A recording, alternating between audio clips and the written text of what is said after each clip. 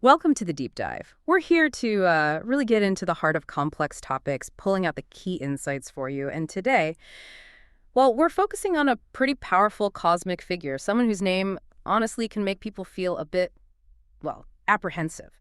But what if that reaction, that fear, is just, scratching the surface? Our source material today, articles, research, insights, it suggests there's a much richer, deeper truth here. That's right. We're talking about Shani Dev, the Lord of Saturn and Sanatan Dharma, which you might know as Hinduism, essentially the eternal path. He's often seen, yes, sometimes feared, as the, let's say, cosmic judge or the karmic accountant. So our mission in this deep dive is really to move past that initial feeling.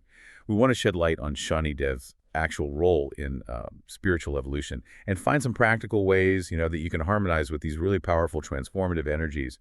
Yeah, I'm genuinely curious to see how these sources might reshape how we usually think about him. So let's journey through this material together. Let's try and get a clearer, maybe more nuanced view of this often feared, but definitely empathiful divine force. Let's dive in. Okay, that distinction you made between fear and discipline, that's really helpful up front.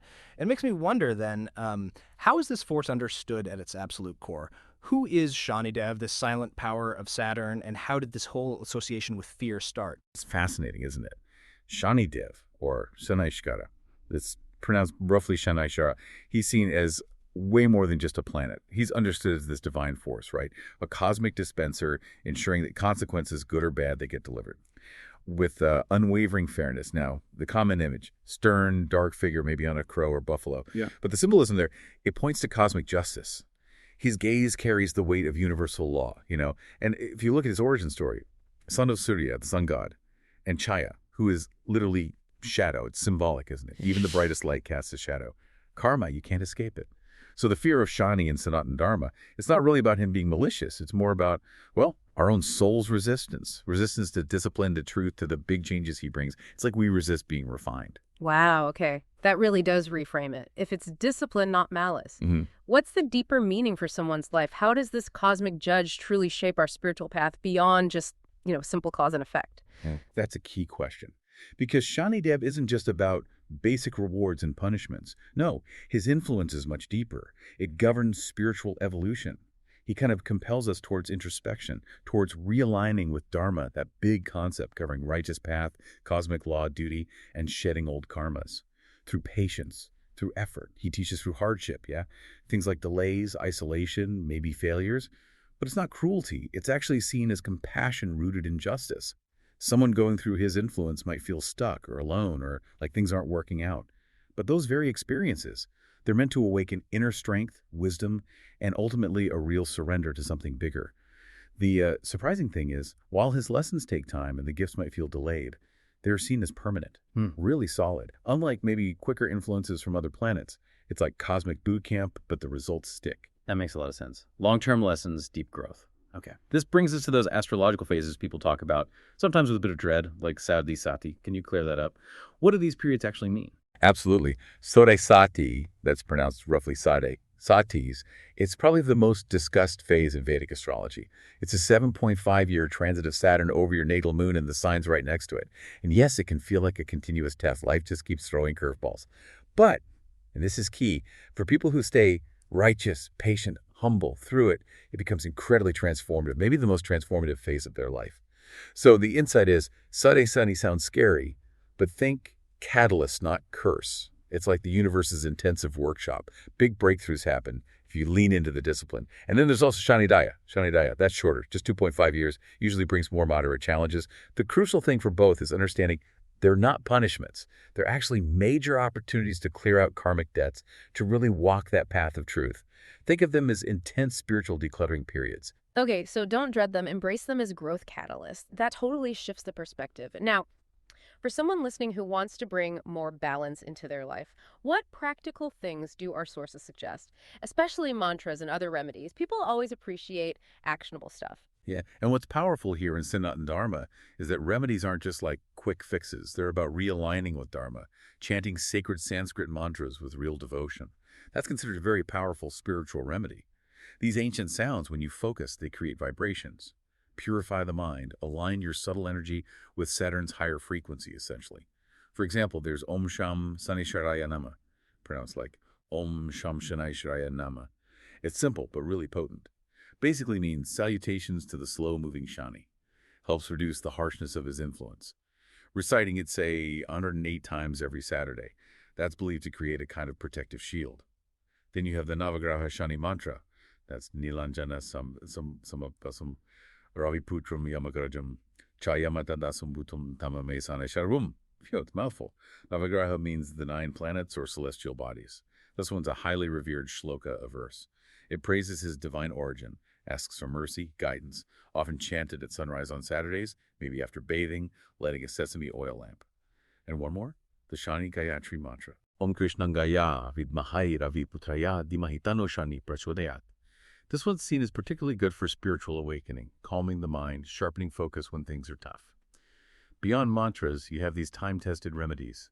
Worship on Saturdays often involves simple acts, like lighting mustard oil lamps under peepal trees, or offering black sesame seeds, urad dal, that's a type of lentil, and chanting that Om Sham Sune Shakaya Nama. Doing these with sincerity is thought to purify your karmic field, call and protection. And this is really important. Shani Dev is said to be profoundly pleased by service, serving the downtrodden, the poor, elderly, hungry. Acts of kindness, especially on Saturdays, can really soften his influence. And ultimately, respecting elders, embracing simplicity, humility, discipline, integrity, those are Shani's qualities. So living ethically, with patience, with a truthful heart. That's the best long-term remedy. It's about embodying the virtues he stands for. Right, it's about being those qualities, not just doing rituals. Makes sense. And speaking of embodiment, our sources also point to physical places of devotion, these incredible temples dedicated to Shani Dev. Tell us about some of those significant spots. Yes, these temples, they're considered powerful spiritual fields. Millions have found guidance there. Solace, karmic healing. One of the most famous has to be Shani Shingnapur. That's Shani Shingnapur in Maharashtra. It's unique, an open-air shrine. The black stone idol of Shani just stands there, no roof, symbolizing, that the divine isn't confined. And what's really amazing is the whole village, famously, has no doors or locks on their homes. They believe Shani Dev himself protects them from theft. It's incredible faith. Then in New Delhi, there is Shani Dham Temple Shani Dham. It houses the world's tallest Shani idol, apparently 21 feet tall, a real magnet for devotees seeking relief, especially on Saturdays. Down in Tamil Nadu, the Thirunalar Saniswaran Temple, Tirunalar Saniswaran, is one of the main Navagrha temples. There's a strong belief that bathing in the temple tank, called Nala Tirtham, before seeing the deity helps cleanse past karmas and lessen Sati's impact. There's also Kokilavandam near Mathura in Uttar Pradesh. This place is special because it links Vaishnav traditions with Shani worship. The belief is Shani Dev did penance there, and Lord Krishna was pleased and gave a boon. Visitors who worship Shani there would be freed from afflictions. And finally, the Navagraha Shani Mandir in Ujjain, Madhya Pradesh. Said to be established way back by King Vikramaditya right on the Shipra River. People go there seeking balance and protection. Those stories are really powerful. It shows such deep reverence across India. So as we kind of bring this deep dive towards its conclusion, let's circle back to that core transformative aspect of Shani Dev. What does all this really mean for someone navigating these energies, especially if they started out feeling, fearful? Yeah, connecting it all. When you start to really grasp Shani Dev, that fear often gives way to a deep reverence. He's not here to ruin things. He's here to cleanse, to purify. He pushes you towards your highest self by stripping away the ego, the illusions, all those tempting shortcuts we take. His delays, they aren't denials. His silence isn't rejection. No, they're seen as profound invitations to walk the path of tapas, which means austerity, discipline, and satyam, truth. And sevas, selfless service, as one of our sources put it so well. Through Shani comes strength, through strength comes surrender, and through surrender comes liberation. That's the ultimate gift, really. That's a powerful way to put it. It really does recast Shani Dev, doesn't it? Less a punisher, more like a cosmic mirror showing us the truth we need for growth. It's preparation, not punishment. Exactly, precisely. And with devotion, with daily practice, with that kind of spiritual awareness, you genuinely can turn Shani's tests into triumphs. You start aligning your life with a higher rhythm, a deeper purpose. So as you listening reflect on all this, maybe consider this. How might embracing discipline, truth, and service, the very qualities Shani Dev embodies and rewards, how might that be the ultimate shortcut to becoming the most refined version of yourself, even outside of specific astrological timings? Just something to mull over. How trusting in that cosmic sense of justice, that fairness, could lead to some really profound inner liberation.